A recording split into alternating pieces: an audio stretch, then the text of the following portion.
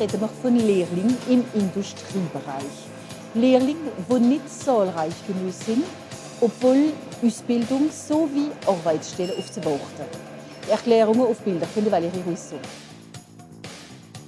Hier sind wir im Ausbildungszentrum für den Industriebereich in Egelsen. 380 Junge lehren hier ihren Beruf, halbzeit an Ort und Stelle und halbzeit im Betrieb. Der David ist der BTS und lehrt hier, Industriemaschinen zu unterhalten und zu reparieren. Das ist dasselbe System wie eine Firma, ja. So ein bisschen kleiner oder das Apprentissage, das ist prima, weil man lernt in der Schule und dann man lernt im Betrieb, ja. Und hier ist ein Leiter immer zuständig für eine beizustehen. Wichtige Sachen sind jetzt, die verschiedenen Teile verstehen, wie es funktioniert. Schon so, kann man jetzt pneumatisch, hydraulisch, elektrisch und so weiter. Schon das alles müssen Sie verstehen, dass Sie jetzt, wenn Sie jetzt auf eine Maschine gehen, dass Sie alles reparieren können. In dem Bereich müssen wir natürlich gern mit den Händen arbeiten. Aber die Lehrlinge bereuen es keinesfalls, nie auf die Universität zu gehen. Wir sind schon auf dem Terrain. Das wie nur in Schule sind. Sie wissen nicht, was wir machen. Und sie wissen noch nicht, was Industrie ist. Sie wissen noch nicht. Und wir wissen schon, weil wir sind schon 2 Jahre drin. Wir arbeiten und es ist schon ein bisschen Geld, wie reinkommt. Seit kurzem gibt es auch eine Abteilung Zukunftsindustrie mit Roboter, Digitaltechnik und automatisierte Fließbänder. So Ausbildungszentren existieren auch in Colmar, Milhausen und Rieshofen. Sie empfangen insgesamt 1350 Lehrlinge. Durchs letzte Jahr sind 50 Plätze leer geblieben. On a plus d'offres d'entreprises que de candidats potentiels pour aller pourvoir ces offres. Avec justement le paradoxe, c'est qu'on parle beaucoup d'orientation en disant voilà, il faut que les jeunes aillent vers des métiers d'avenir. Nous, on a des métiers d'avenir, on n'a pas assez de jeunes. Et c'est ça qui est un petit peu embêtant en tant que citoyen, c'est qu'on a effectivement des belles perspectives, puisque l'industrie paye bien, à peu près 13% de plus à diplôme égal que dans d'autres secteurs.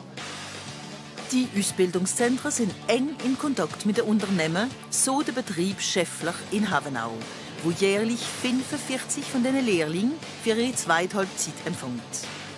Anaïs riecht ein Bac Pro und fabriziert hier Maschinenbestandteile. J'ai fait une reconversion, donc j'étais d'abord coiffeuse et après par le biais d'un stage, j'ai découvert l'usinage et puis ça m'a bien plu. Du coup, je me suis lancée. On m'a proposé la formation et voilà. Une ambiance géniale, les collègues sont super et c'est un métier, c'est un beau métier. Und dank der Maschinen sind jetzt die meisten Industrieberufe total den Frauen angepasst. Mädchen oder Buben als Lehrling empfangen, das ist im Betrieb egal. Hauptsache ist ihre Motivation und Anpassungsfähigkeit. Wir können sie formieren auf unsere Spezifiziteiten, die wir hier haben. Was nachher der große Vorteil ist, nicht nur für sie, auch für uns. Denn wir haben schon andere junge Kinder, wie vor 10 Jahren zurück, die dieselben Kursus gemacht haben und wie heute noch bei uns arbeiten und wie auch performant sind. Ein anderer Lehrling besucht eine Ingenieurschule und ist halbzeit hier, für ein neues Computerprogramm herzustellen. Moi, je suis apprenti ingénieur en mécatronique. Donc là, je travaille sur un programme qui permet de supprimer le papier en production. Donc, pourquoi supprimer le papier? C'est d'abord l'aspect écologique. On a aussi l'aspect gain de temps, gain de performance dans l'usine, ce genre de choses. Doch trotz der grossen Vielfalt von Lehrlingen, die der Betrieb Schäffler empfangen kann, wären auch hier 10% der Lehrlingsplätze nicht besetzt. Die Erklärung: immer und wieder der schlechte Ruf der Industrie. Man hat eine schlechte Idee von der Industrie. Man denkt, okay, es macht Krach, es ist tragisch und man ist mit. Und momentan ist es richtig. Es ist dasselbe wie am Smartphone. Der Mensch dirigiert die Maschine und die Maschinen dirigieren nicht den Mensch. Und ein kleines Detail, das seine Bedeutung hat: ein Lehrling Bac Pro, der gleich danach hier fest eingestellt wird, verdient schon 30.000 € brutto im ersten Jahr.